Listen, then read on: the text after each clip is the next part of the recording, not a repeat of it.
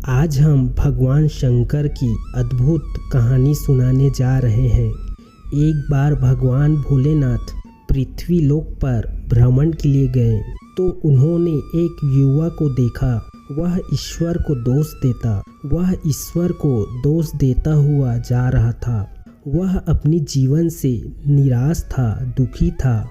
तभी भगवान शिव बौद्ध भिक्षु का रूप धारण करके तब उस युवक को असली ज्ञान के बारे में बताते हैं।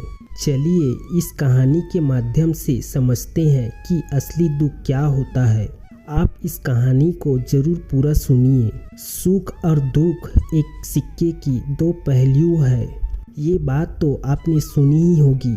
सुख और दुख लगातार हमारे जीवन में आते ही रहते हैं और हमें लगता है कि हमारे जीवन में हजारों दुख है, हजारों समस्याएं हैं। लेकिन आप वास्तविकता में देखें तो आप इस बात को अच्छी तरह समझें, तभी समझ पाएंगे कि हमारे जीवन में केवल एक ही दुख है। और दुख क्या है, हम इस कहानी के माध्यम से जानेंगे। अपने दुखों का निवारण, उस दुख का समाधान क्या है, वो भी इस कहानी में ही जानेंगे। कहानी को अंत तक जरूर सुनिएगा। एक समय की बात है। एक गांव में एक व्यक्ति रहता था। उसका नाम सोनू था। वह बहुत ही आलसी था और वह अपने जीवन से बहुत निराश था। और उसका कारण यह था, उसने अपने जीवन में कुछ भी हासिल नहीं किया था। वह कुछ भी नहीं करता था। उसके घर के लोग भी इस बात से बहुत परेशान रहते थे। वे चाहते थे कि वह बाहर जाकर कुछ अच्छा सा काम करे, कोई अच्छी नौकरी कर ले, लेकिन वह उनकी एक भी नहीं सुनता था।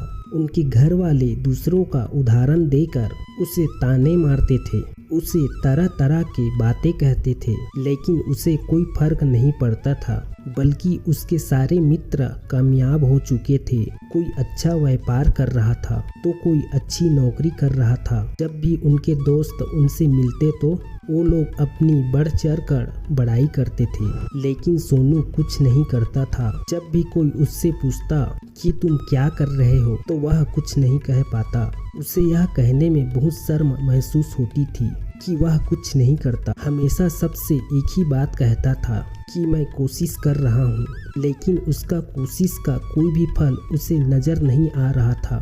देखते ही देखते कुछ ऐसा समय आ चुका था कि सोनू सभी से मुंह छिपाता फिरता ताकि वह उनसे यह न पूछ ले कि तुम क्या करते हो, जिस कारण वह किसी के सामने नहीं आता था। धीरे धीरे उसका मन दुखी होने लगा था और वह बहुत ही निराश रहने लगा था। उसे ऐसा प्रतीत होता था मानो कि वह इस धरती का बोझ है। यही सोच सोच कर वह अपने आप को बहुत अकेला महसूस करते रहता था, बहुत ही तन्हा महसूस करता। एक दिन तो उसके मन में ये भी विचार उत्पन्न होने लगे कि मेरे हाथों में कुछ नहीं है तो मैं क्या कर सकता हूँ। अकेले बैठकर वह रोता ही रहा और भगवान को दोष देता रहा। एक दिन वह छुपता छुपाता घर से निकलकर कहीं जा रहा था।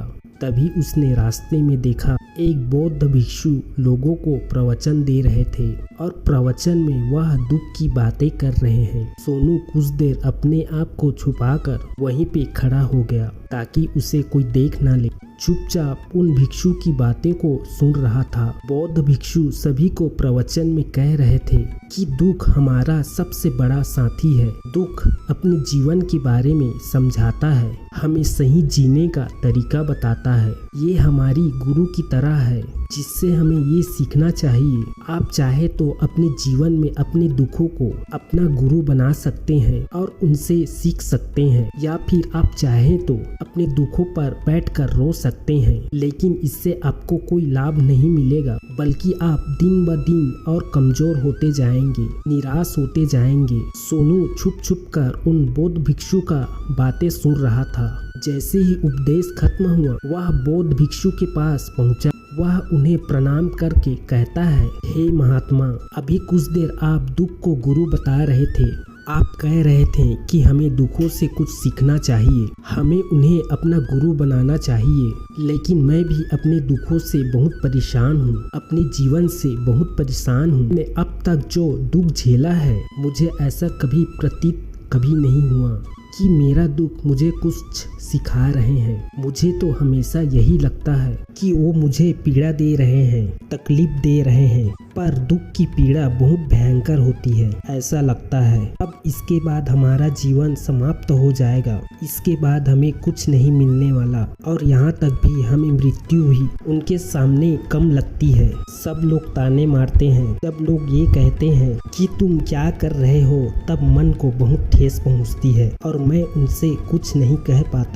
सोनू की इन सारी बातें को सुनकर वो बौद्ध भिक्षु सोनू से कहते हैं, बेटा तुम्हें क्या दुख है और तुम दुख के बारे में ऐसी बातें क्यों कह रहे हो। सोनू ने अपने ऊपर बीते हुई सारी बातें वो बौद्ध भिक्षु को बताते हैं और कहने लगा, हे महात्मा, क्या आपके पास मेरे दुख का समाधान है।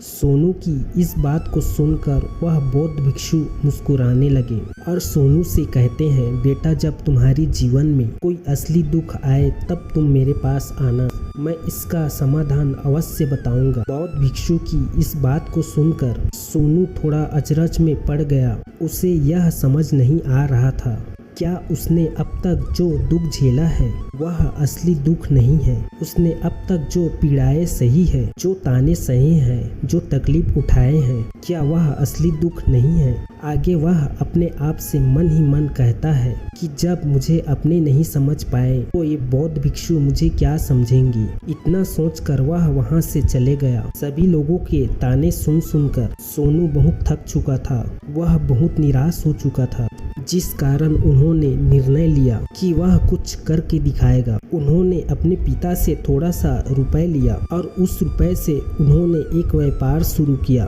उसके पिता बहुत खुश थे, कम से कम मेरा बेटा कुछ न कुछ करने का प्रयास तो कर रहा है, लेकिन उसे व्यापार में कोई सफलता नहीं मिल रही थी, जिस कारण वह बहुत ही हताश हो चुका था, वह बहुत ही निराश हो चुका था। उसे ये समझ नहीं आ रहा था कि वह क्या करे, किस तरह से वह अपने व्यापार को आगे बढ़ाए। तभी उसके पिता ने उससे कहा, बेटा कोई बात नहीं, इसी तरह से प्रयास करते रहो, आज नहीं तो कल सफलता अवश्य मिलेगी। सोनू ने अपने पिता की बात मानी और अपने व्यापार में और कड़ी मेहनत करने लगा। धीरे धीरे उन्हें सफलता मिलने लगी और फिर उसने रफ्तार पकड़ लिया। देखते ही देखते 3 साल हो गया। उसके बाद वह बहुत बड़ा व्यापारी बन गया। अब उसके पास धन दौलत की कोई कमी नहीं थी। लोग उन्हें नापसंद किया, लोग उन्हें नापसंद करते थे, अब पसंद करने लगे और प्रशंसा करते थे। उसके माता पिता अब अपने बेटे से बहुत खुश थे और उसकी सफलता से अत्यंत प्रसन्न थे।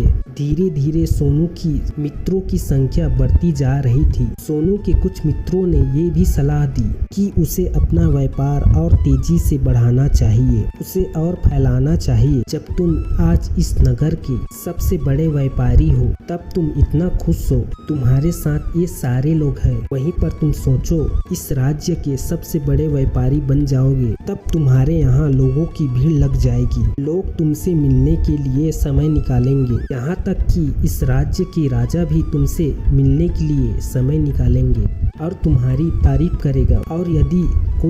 और यदि कभी ऐसी जरूरत आन पड़ी, वह तुमसे उधारी में धन लेने के लिए अवश्य आएंगे। सोनू को अपने दोस्त की यह बात बहुत पसंद आई।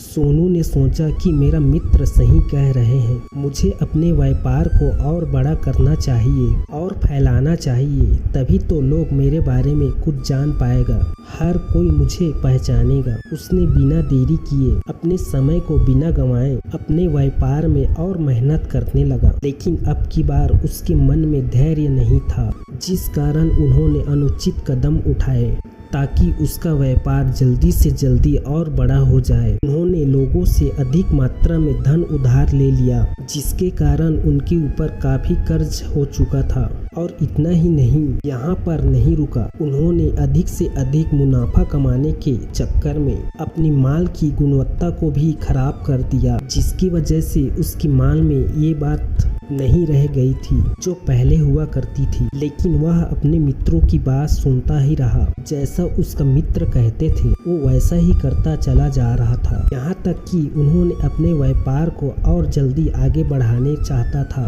अपने छोटे दूसरे व्यापारियों के साथ षड्यंत्र रचना भी शुरू कर दिए थे, जिस कारण उसके मन में पहले जैसा सुकून नहीं था। उसको रातों को नींद नहीं आती थी। वह एक ही विचार में लगा रहता था कि किस तरह से उसका व्यापार पूरे राज्य में फैल जाएगा और वह इस राज्य का सबसे बड़ा व्यापारी बन जाएगा, जिस कारण वह रात दिन इसी मेहनत पे लगा रहता था कि मेरा व्यापार जल्दी से जल्दी बड़ा हो जाए। हालांकि उसके पास अभी सब कुछ था, धन दौलत, नौकर चाकर, गाड़ी बंगला, सब कुछ था उसके पास, सभी सुख सुविधाएं, लेकिन उसके बावजूद भी वह उन चीजों का लाभ नहीं उठा रहा था, क्योंकि उसका पूरा ध्यान अपने व्यापार को उन्नति पर ले जाना था। एक दिन सोनू अपने रथ पर बैठकर उसी मार्ग से होकर गुजर रहा था। तभी रास्ते में गुरुवर का आश्रम पड़ा। यह देखकर वह उन बौद्ध भिक्षु के पास गया और बौद्ध भिक्षु से कहने लगा, हे महात्मा, आपने कहा था कि मेरे जीवन में जब कोई असली दुख आए तब मैं आपके पास आऊं। इस कारण मैं यहाँ पे आया हूँ। आज मैं बहुत दुखी हूँ। मैं रातों को सो नहीं पाता हूँ। मेरे पास सब कुछ होते हुए भी मैं उनका लुत्फ नहीं उठा पाता हूँ। उसने अपनी सारी बातें एक एक करके उन बौद्ध भिक्षु को बताया। तभी वह बौद्ध भिक्षु सोनू से कहते हैं, बेटा, जब तुम पहली बार आए थे तब भी तुम बहुत दुखी थे। तब तुमने अपने दुख से क्या सीखा? इसके जवाब में सोनू उन बौद्ध भिक्षु से कहता है, हे महात्मा, जब मैं अपने जीवन में कुछ नहीं कर पा रहा था तब मैंने अपने दुखों से यह सीखा कि केवल सोचने मात्र से कुछ नहीं होता है। उसके लिए हमें कुछ करना भी पड़ेगा और केवल कोई कर्म करना ही हमें सफल नहीं बनाता, बल्कि उस कर्म को उसके अंजाम तक पहुंचाना तभी सफल बनाता है। फिर चाहे रास्ता कैसा भी हो, फिर चाहे समस्या कितनी बड़ी क्यों ना हो, फिर चाहे कितनी भी बाधाएं आपके रास्ते में क्यों ना आ जाए, कि हमें ऐसा क्यों ना लगने लगे कि आपके जीवन में अब कुछ नहीं बचा है, कि आप कुछ नहीं कर सकते, तब भी अपना हौसला बनाए रखो, उम्मीद ना छोड़े और अपने कार्य पर डटे रहे। यह सोचकर जब तक मैं अपने कार्य को पूरा नहीं कर लेता,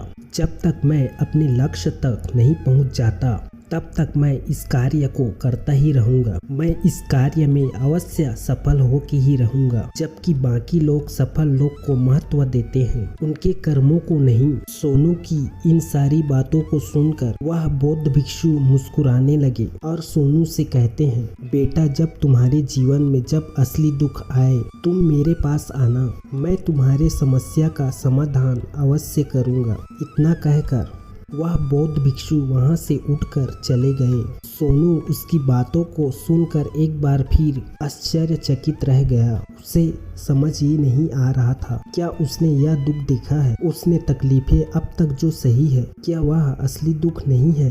उसके मन में एक सवाल उत्पन्न होने लगा कि असली दुख क्या है और इनकी पहचान क्या है, और मुझे कैसे पता चलेगा कि इस समय में असली दुख मैं हूँ। मैंने कुछ नहीं कहा। वो ये सब सोच ही रहा था। तभी बौद्ध भिक्षु सोनू के पास एक बहुत बड़ा घड़ा लेकर पहुँच जाता है।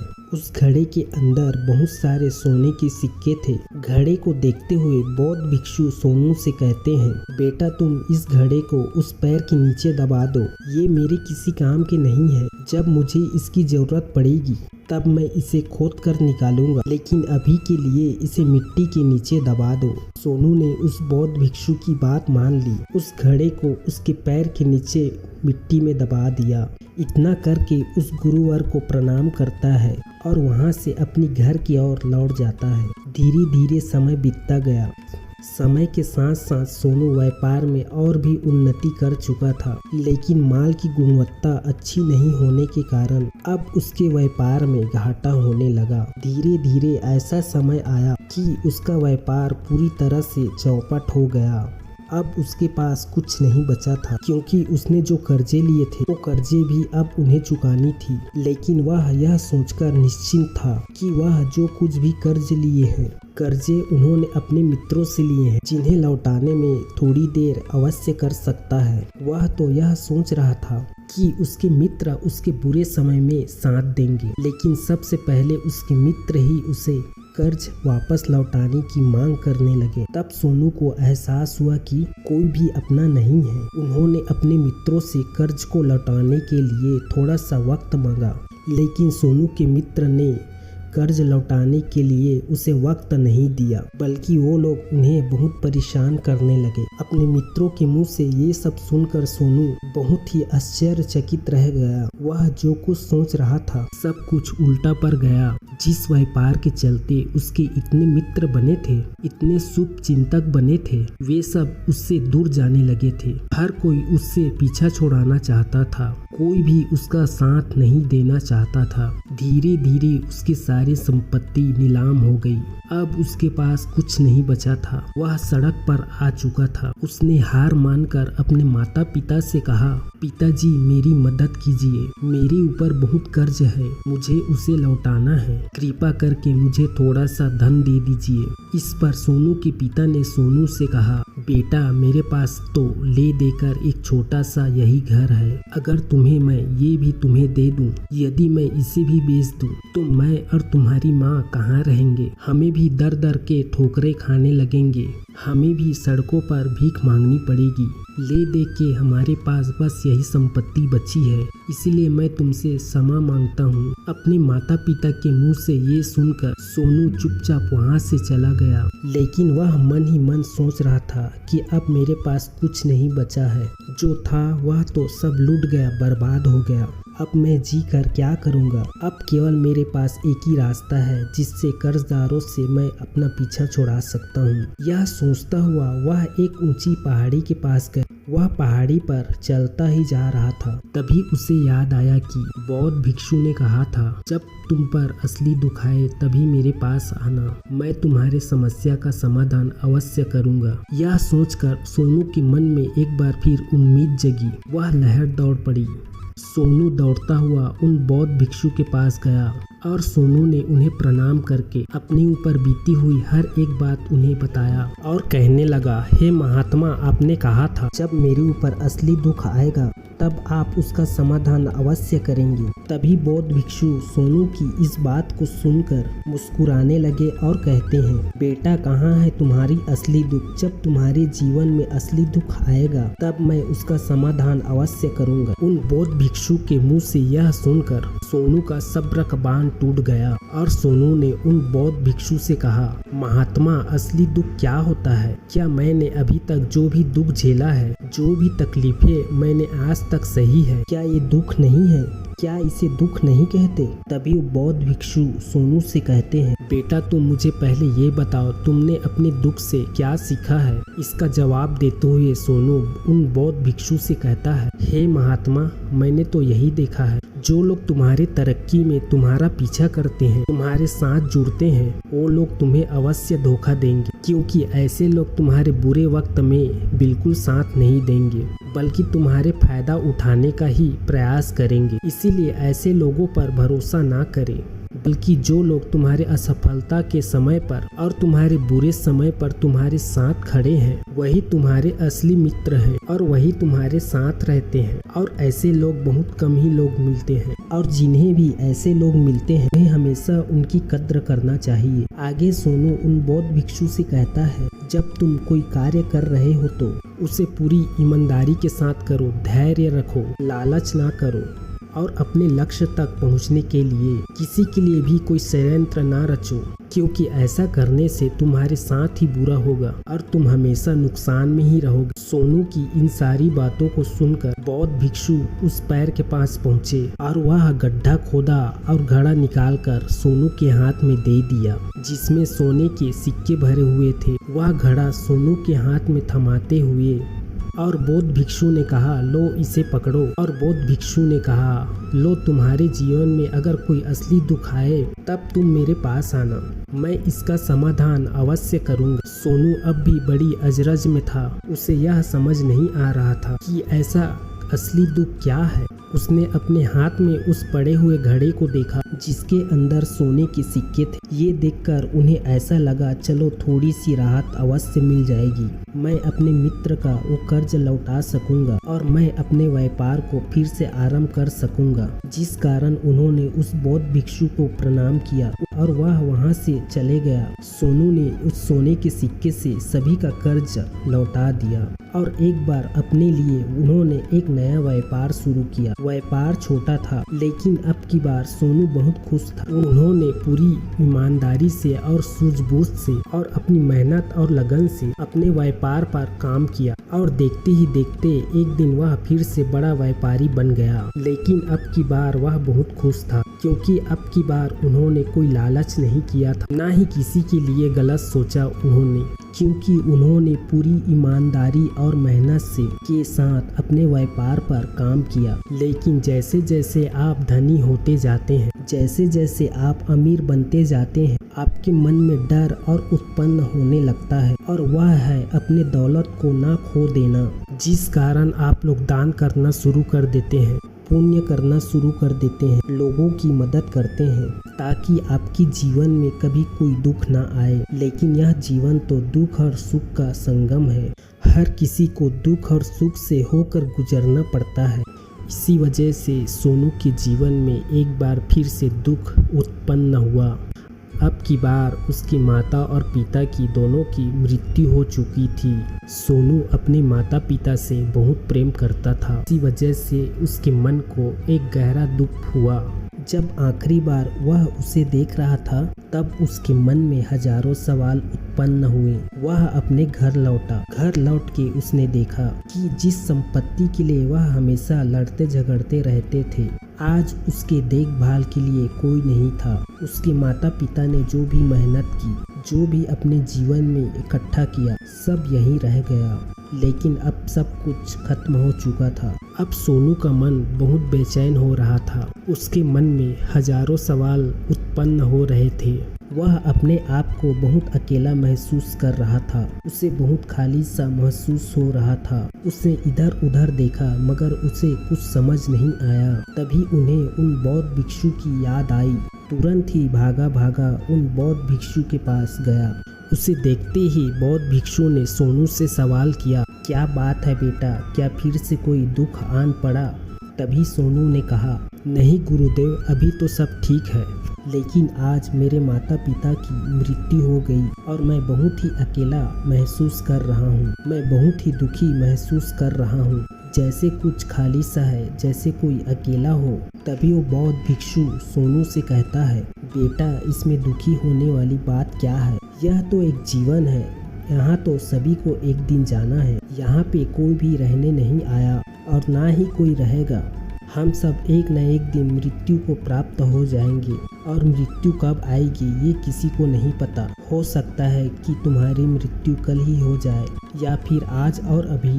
यह सुनकर सोनू आश्चर्यचकित रह गया। उन्होंने उस बौद्ध भिक्षु से कहा, हे महाराज, ये आप क्या कह रहे हैं? मैं तो जवान हूँ और मुझे तो अभी पूरी उम्र जीना है। मैं तो आगे भी जीना चाहता हूँ और मैं आगे चलकर कुछ करना चाहता हूँ, और आप कह रहे हैं कि मैं कभी भी मृत्यु को प्राप्त कर सकता हूँ। इस पर बौद्ध भिक्षु सोनू से कहते हैं, बंदे इस भ्रम में मत रहना कि मृत्यु केवल बूढ़े को ही आती है। बूढ़े के सामने तो उनके जवान बच्चे भी मर जाते हैं।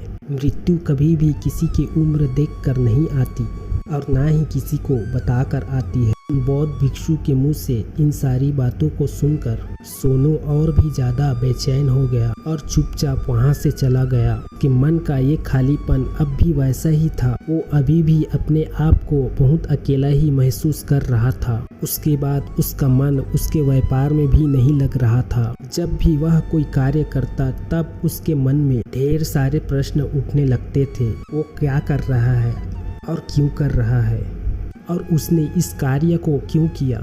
उसके मन में एक और प्रश्न उत्पन्न होने लगा था, क्या इस दुनिया में इसीलिए आते हैं कि इस जीवन को भोगे और एक दिन मृत्यु को प्राप्त हो जाए? वह ये समझ नहीं पा रहा था कि जीवन का असली मतलब क्या है। उसने कई विद्वानों से पूछा, अपनी तरफ से जो मुमकिन हो सकता था खोजबीन की, मगर उसे कोई भी जवाब नहीं मिल पा रहा था। और उसे कोई भी जवाब नहीं मिला तो उसका दुख और भी बढ़ गया। उसके कारण उसकी मन की बेचैनी और बढ़ गई थी और उसे यह समझ नहीं आ रहा था कि वह क्या करे और कहाँ जाए और किससे मिले। तभी उन्हें उन बौद्ध भिक्षु की फिर से याद आई। फिर वह एक बार उन बौद्ध भिक्षु के पास पहुंचा और उसने अपने मन की सारी बातें उन गुरुवर को बता दिया। तभी वह बौद्ध भिक्षु मुस्कुराने लगे और सोनू से कहते हैं, बेटा आज तुम्हारे जीवन में पहली बार दुख उत्पन्न हुए हैं। वास्तव में तो यही है जिसे हम दुख कह सकते हैं, जो दुख कहलाने लायक है कि हमें पता ही नहीं कि हम क्या कर रहे हैं, कहाँ जा रहे हैं, क्यों जा रहे हैं, वो कौन है, वो क्या है जिसे हम करना चाहते हैं। तभी सोनू ने कहा, हे महात्मा मेरे इस दुख का समाधान कीजिए, मेरी इस दुख का निवारण कीजिए। तभी वो बौद्ध भिक्षु सोनू से कहते हैं, सबके अंदर क्रोध, लालच और लोभ जैसे कई वासना हमारे अंदर घर करके बैठ जाते हैं, जिस कारण हम अपने जीवन को टुकड़ों में जीते हैं और हमारी चेतना कभी एक नहीं हो पाती। हम कभी एक जगह सोच नहीं पाते, समझ नहीं पाते और हमारी ऊर्जा पूरी तरह से छिन्न भिन्न हो जाती है।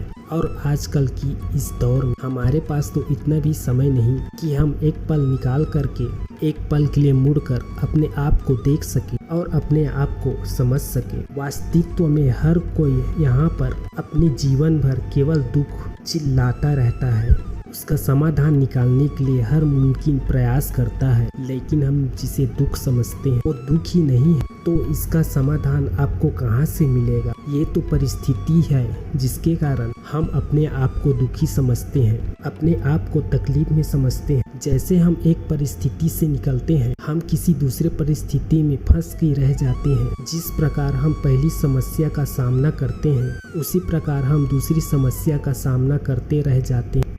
और जब हम इन परिस्थितियों से हार मान लेते हैं, जब हमें लगता है अब कोई रास्ता नहीं बचा है, तब हमारे सामने केवल एक ही रास्ता नजर आता है और वो है मृत्यु। लेकिन यह कोई समाधान नहीं है, ये कोई रास्ता नहीं है। इसीलिए सचमुच आप अपनी समस्याओं का समाधान चाहते हैं, तब अपने आप को इकट्ठा करना शुरू कर दो। अपनी ऊर्जा को इस संसार से वापस खींचे, उसमें एक कर अपने ऊपर ध्यान लगा। मृत्यु से पहले अपने आप को पहचानो, अपने आप को जानो, अपने आप को बिखरने मत दो। तभी सोनू उन बौद्ध भिक्षु से कहता है, हे महाराज हमें क्या इस जीवन को नहीं जीना चाहिए क्या हमें अपनी इच्छाओं को नहीं पूरा करना चाहिए। तभी वह बौद्ध भिक्षु सोनू को बताते हुए कहते हैं कि हमें कभी भी किसी से लगाव नहीं रखना चाहिए, हमें अपनी इच्छाओं को मार देना चाहिए, हमें संपत्ति इकट्ठा नहीं करनी चाहिए, क्योंकि हमारे मनुष्य की कामनाएं, इच्छाएं ऐसी ही होती है जिसे कभी पूरा नहीं किया जा सकता। जैसे मानव से एक गिरता हुआ पर्वत से झरना, जिस पर किसी का नियंत्रण नहीं है सिवाय देखते रहने और परेशान होने के। लेकिन जब तुम अपने ऊपर ध्यान देने लगते हो, तब तुम अपने आप को पहचान जाते हो, समझ जाते हो। जब तक तुम इस पर नियंत्रण पा सकते हो, तब इच्छाएं भी तुम्हारे वश में होती है। अगर तुम चाहो तो उन इच्छाओं को पूरा पा सकते हो। गुरुदेव की इन सारी बातों को सुनकर सोनू ने कहा, हे महाराज आपका बहुत बहुत धन्यवाद, आपने मेरी सबसे बड़ी समस्या का समाधान आज कर दिया। मैं आज से ही अपने आप को एकत्रित करूंगा। गुरुदेव, मानव शरीर में बहुत ऊर्जा है, बहुत शक्ति है, पर वह बेकार के कामों में लग जाती है, जिस कारण हमारी जीवन भी बेकार हो जाता है और फालतू की चीजों में लगा रहता है। लेकिन हम कभी भी इस पर ध्यान नहीं देते, कभी भी हम अपनी ऊर्जा को केंद्रित नहीं करते हैं, अपने ऊपर कभी ध्यान नहीं देते। हमारा जीवन कुछ ऐसा ही है, हम अपने जीवन में अपने आप से, ऊपर वाले से सवाल करते रहते हैं कि हमारे जीवन में इतना दुख क्यों है। हमारे मन में ऐसी सवाल अवश्य उठता रहता है, लेकिन इसका जवाब ये है, हमारे जीवन में ईश्वर वह चाहता है कि हम अपने जीवन में अपने दुखों के अंतिम छोर तक पहुंच सके, उस गहराई तक पहुंच सके जहां पर हमें पता चल सके कि हमने अभी तक अपने आप को जाना ही नहीं है, पहचाना ही नहीं है। मानव शरीर के अंदर जो ऊर्जा और शक्ति है, उसे हम अभी तक ही नहीं जाने हैं। हम चाहें तो अपने आप को एकत्रित कर सकते हैं, अपने आप पर नियंत्रण पा सकते हैं, लेकिन हम अपनी इस ऊर्जा का बेकार ही इस्तेमाल करते रहते हैं, व्यर्थ की चीज़ों में लगा देते हैं। हम अपने आप को कभी नहीं पहचान पाते हैं और न ही कभी हम अपने आप पर नियंत्रण पा सकते हैं। लेकिन आप अपने आप को जानना चाहते हैं, अपने आप को पहचानना चाहते हैं, पहले अपने आप को एकत्रित करना होगा, अर्थात ध्यान लगाना होगा। ध्यान से ही दुखों और समस्याओं का समाधान निकाल सकते हैं और तभी आप अपने आप को पहचान सकते हैं, जान सकते हैं और आप अपने जीवन के सभी दुखों का समाधान कर सकते हैं। उम्मीद है यह वीडियो आपको अच्छी लगी होगी। मिलते हैं दोस्तों नेक्स्ट वीडियो में। जय शिव शंकर, जय भोलेनाथ।